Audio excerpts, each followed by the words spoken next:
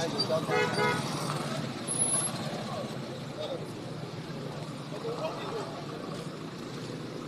at that walk road, they don't want walk road. If they don't want drive slow, they don't want drive slow.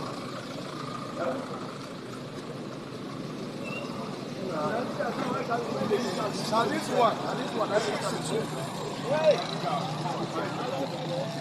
This is because of accidents in the Roma Valley.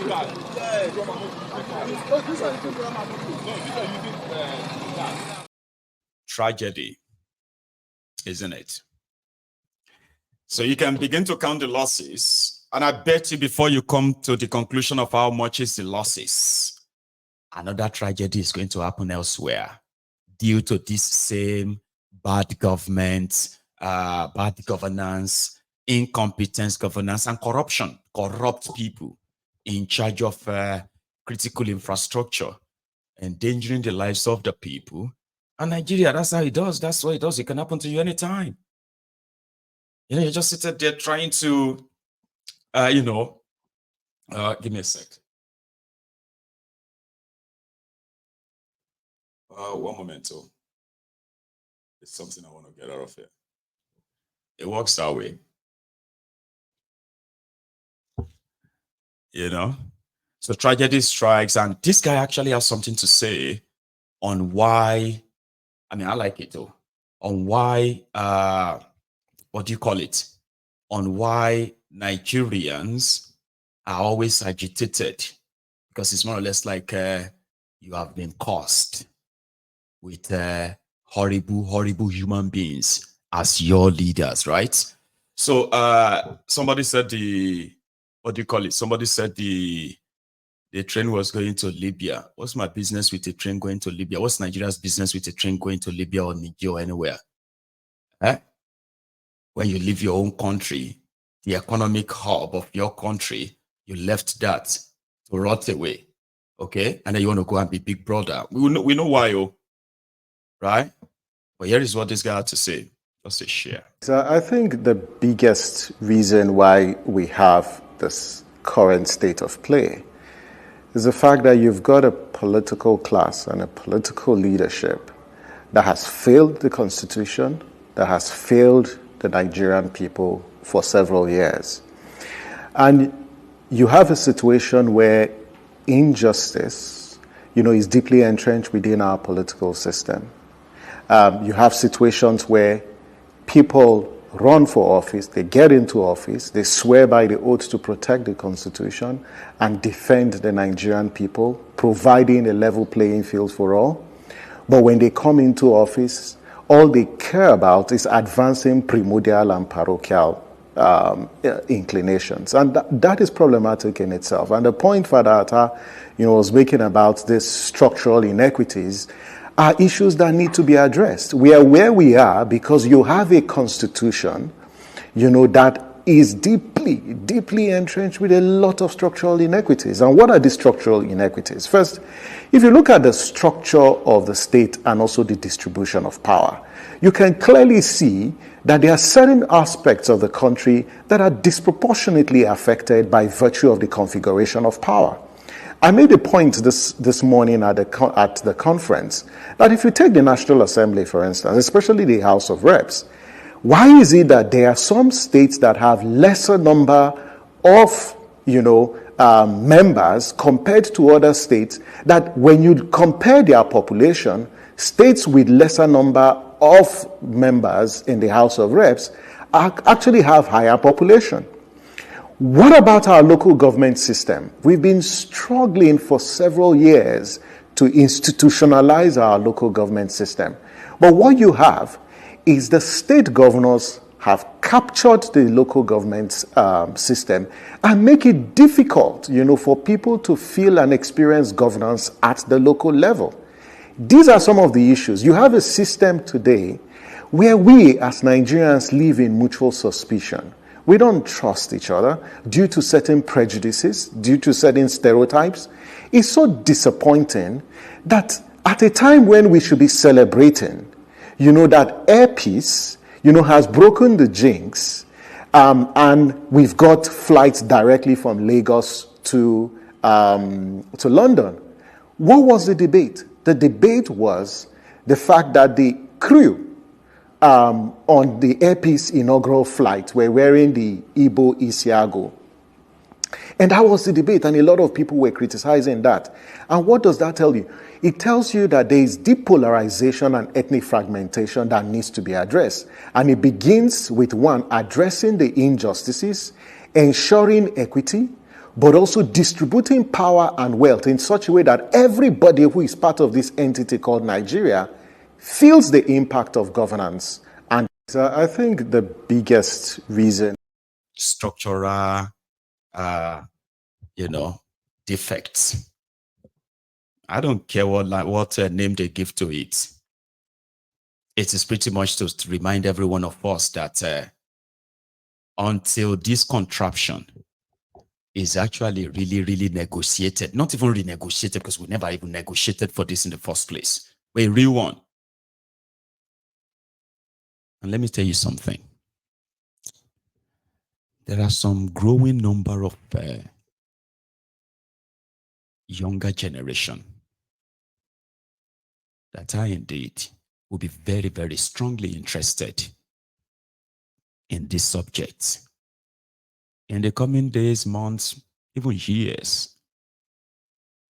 You see, those with the belief that Nigeria's unity is non-negotiable, and those of you dunderheads, the born to suffer heads, who have been programmed to believe that when this subject comes up, where people have to say, we must discuss this fraud called Nigeria, and you are automatically and immediately triggered. And some of you are even calling for blood. You are in a contraption. You are in hell. But a lot of you have become so accustomed to it and used to it, and you really think everybody is really happy to have something like this. So it's going to be a clash soon. Okay? So what we are doing is to help those confused minds, those who know that this is so wrong, this whole thing is so wrong. And if nothing is done, we are doomed. We are currently enlightening that demography. We are passing the right information to this demography. You see, those of you born to suffer, voluntary slaves, they easily get triggered every time they tell you this contraption will be negotiated. The generation that will no longer just talk and push it, they are here already. But they need a very strong education so that when they go out to make this change, they will never miss or fail. So I'm saying this to you, that no matter how much you probably dread this conversation, Nigeria is going to break up. Look at me very well. It will break up. And it is not because you have any power to do it or to stop it. I don't have any power to break up Nigeria. And you don't have any power to stop the breakup. The actions of these rogues will culminate into that total breakup. It will happen. It is not sustainable. So if you are already running mad and somehow you have been programmed to be Oluri Buku every left, right, and center in defending a contraption that is meant to kill you, there are those that are not standing up, like submitting to it, like, okay, yeah, kill us. There's nothing we can do. That generation is here. And you will see them. When the rain, or let me say, when their anger and rage will rain on Nigeria and the criminals in charge of Nigeria, they will be forced to actually have that conversation if we really want to still be in this contraption or not. So you can see anything to me, but you are just ignorance of history. You should read more. I am a teacher. somebody that speaks to different minds. If my message is not penetrating your own soul, you have no idea of how many other souls that this message actually really penetrates, penetrate their own mind and watered and strengthen them. That generation is here. I just thought I should tell you. Okay? You won't be able to save Nigeria. And the breakup of Nigeria is not because I want it or because you don't want it. The circumstances that will push every one of us to that edge is here. Whether it's going to happen in the next 1 week, 1 month, 1 year, 10 years, don't be in a hurry. It will happen and it will be spontaneous. You will witness it. But for now, let the owners of Nigeria, the beneficiary of the contraption, let them continue to hold on to it. I promise you, it is not sustainable. No, it's not. You cannot run a country like this in this 21st century with the number of people being drawn and dropped into poverty, into the poverty basket. Conversation about breakup of Nigeria is never going anywhere. How about you kind of begin to get yourselves used to it? This is the best part of it, where it is still being talked about. It will be forced on all of us. It will break up. Because it is there to kill all of us anyway. And there is nothing America or UK will be able to do. That's one thing a lot of you don't understand. When you say the reason why Nigeria, UK will never allow Nigeria to break. America, you are so ignorant. The reason why Nigeria is still existing is because those of you who are inside Nigeria still have no idea what you want. Do you want liberty? You want freedom? You want to live in a progressive, society that actually treats you like human? Then you would have to actually take it. You would have to make that happen yourself. Nobody's going to give it to you. But if you are not going to take it, I assure you, there are some young, very, very fresh young minds that this platform is grooming. I don't know all of them, but they are here. They are watching me. They are listening. And they will pick their motivation from all of this. And the situation in Nigeria will make them understand how important this is. Doesn't matter how you feel. Doesn't. All the pretense, all the cover up, all of the gaslighting, all the blackmailing, all the intimidation, they will disappear when the hour comes.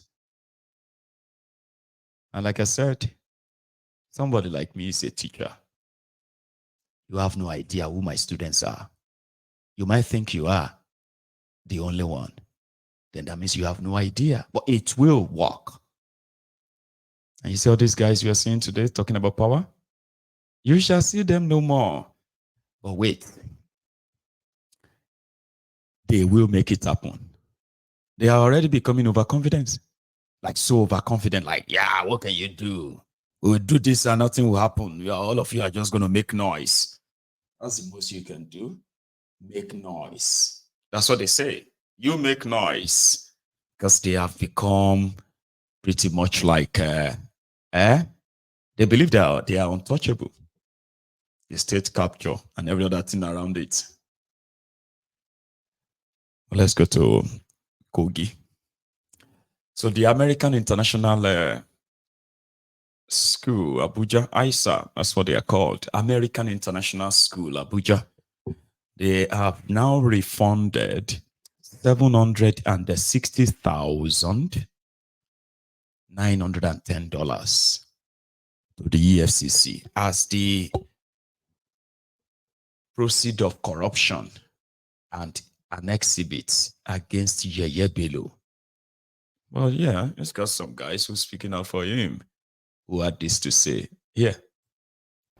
I think that it is a rather unfortunate narrative for Nigeria, and to summarize the whole of this drama in legal terms would be to just say, look, this is abuse of court process. Why do I say abuse of court process? Look, to successfully prosecute anybody in Nigeria, in this case, the EFCC is prosecuting, there are 6 categories of laws that you must follow. The ground norm being the Constitution, Administration of Criminal Justice Act, then the law that empowers the prosecutor, in this case EFCC Act, the law that defines the offense and the punishment, in this case Money Laundering Act, and then the law of the court with jurisdiction. In this case, that will be the Federal High Court Act, Practice Directive, and the rest of it that guides proceedings at the Federal High Court. And of course, the Evidence Act and other ancillary legislations. Now, what is expected of the EFCC in this instance, when you follow all of these laws put together?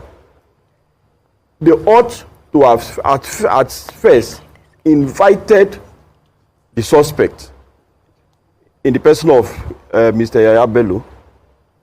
When he refuses to honor the invite, EFCC does not even need to get a warrant from the court. It is an administrative power. You issue a warrant. If you cannot execute the warrant, or provided that you have done sufficient, investigation, you file an information in the court and cause the information to be served on the suspect. At this level, it is not the EFCC that will do that. I think by virtue of Section 389 of Administration of Criminal Justice Act, it is the court officer, the sheriff or bailiff that will do that. The reason being that it could be that the suspect, Mr. Yabelo, is evading arrest or being served. It could be that EFCC is not even telling the truth. So the court will now step in and attempt to serve him. The information will be attached to an order. Where the court officer fails, cannot effect that service, he comes back to court, feels there's a form they call affidavit of non-service. He fills it. At that point, the court can now issue an order of substituted service of the information. That is when all the TV stations, the radio stations, newspapers, in fact, they can decide to post the charge on all the buildings in Kogi State and Abuja. You see how simple this is. This is the step the EFCC ought to have taken. And within 2 months, they would have, gotten to this. But sadly, they rather attempted to arrest the man when they could not arrest him.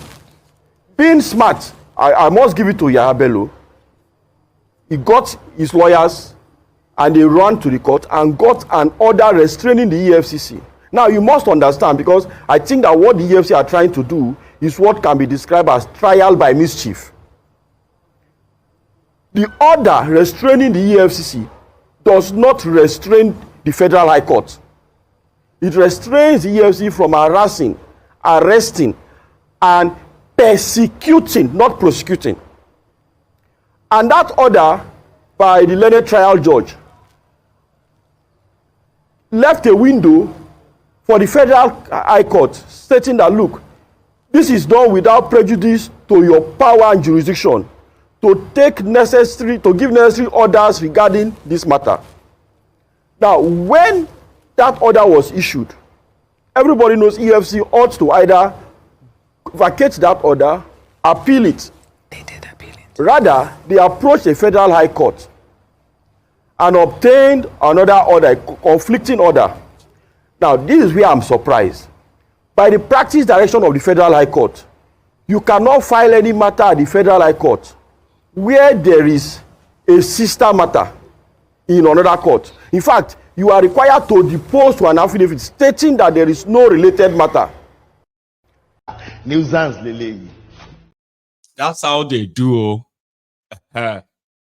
So their job in protecting criminals and at the same time getting airtime on TV, it is all part of the package. Okay? But somebody just said that people like this, they are enablers. Okay? They will speak, they try to make sense or even create a scenario in order to plant some doubt inside you. Yeah, it is corruption fighting corruption, but you know, now only foolish people they expect say corruption where they fight corruption call is in your interest. It is not in your interest, all right? But it's a show that you shouldn't have any dog in the fight. Therefore, you should be fair, like me, in your assessment.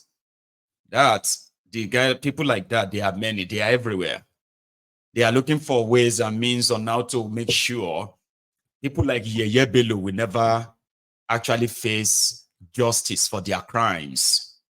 They look for miscarriage of or misapplication of their charges, so they can use that and say, "Oh, you didn't do it well. Therefore, the case cannot continue." They have judges. They have them in different courts. He even was the former governor of Kogi, so he still has some of the Kogi judges under him, right? And they were able to kind of give him an order that he should not be arrested. He should not be, prosecuted, but he said he's persecuted. It should not, when the EFCC was not even in court, when such a hearing happened. But they went to court and the court gave the order anyway. And that's Nigeria. And that's the guy there trying to explain that to the other Nigerians. Okay? To say, oh, the EFCC, Yeye Bello has done nothing wrong. They are only trying to tarnish his image. It's because of politics. So now because of politics, and he make over 200 billion naira of Kogi state money to disappear. But they said that including CEO Paris Club refund, what do you call it? The loan bailout for states, monthly allocation for the states, local government allocation, the loans given to Kogi states. About this guy alone, had over 600 to 700, billion naira, to the point that Kogi is in debt as we speak, and there is nothing to show for it. So the EFCC is now saying that he even stole more than 84 billion. We are now looking at over 200 billion. Yeye Bello. But it's all drama. They know where he is, and they could get him. Or maybe not. Those are the characters in charge of governance in Nigeria. Those are the people. And it's like, I've told you this before. When you have this Yeye Bello from a poor state like Kogi, imagine others who are milking their own state, and currently they are in the good book of Tifnumbu, Kolu. And therefore they can go and enjoy it, enjoy the loot. And there are people, right? They dare not complain. Who would they complain to? Since the EFCC hasn't come to tell them that your governor has stolen 100 billion. Oh, your governor is stealing 100 billion. I mean, why not tell us when they are there, so that they will be aware that once they are leaving power, they are going to be arrested. For example, now, dubious Dapo Ogun State, you get, is a thief, a total criminal. Now, they won't tell us now that he is looting and stealing from Ogun people because he's there. They are laughing, taking pictures with him. Okay? But the moment he's no longer there, then they will awash all of us, the entire space. They will awash it with how he looted Ogun State. He's doing it right now. So why not just tell us and tell us that he's doing it and how much he's looting and where they are? Take all those things. So that even before he finished that place, I mean, from that tenor, right, he will know that he's going to jail. But no. Until the day he run against the establishment, they will now tell you that they care for you. EFCC. Dubious Dark was told Dubious Dark was told 180 billion as a former governor. but he's stealing it right now. And you are seeing him. A lot of you are seeing him. You know. But he's in the good book, like many others too. So that's why I said when they are fighting themselves, they are not doing it for you. They are just showing you why Nigeria is cursed and doomed with people like this. So it is very wrong for you to begin to think such country that is cursed with this kind of people, that country will be great. And then you're saying you are not an hypocrite, a liar. Tell me who you are.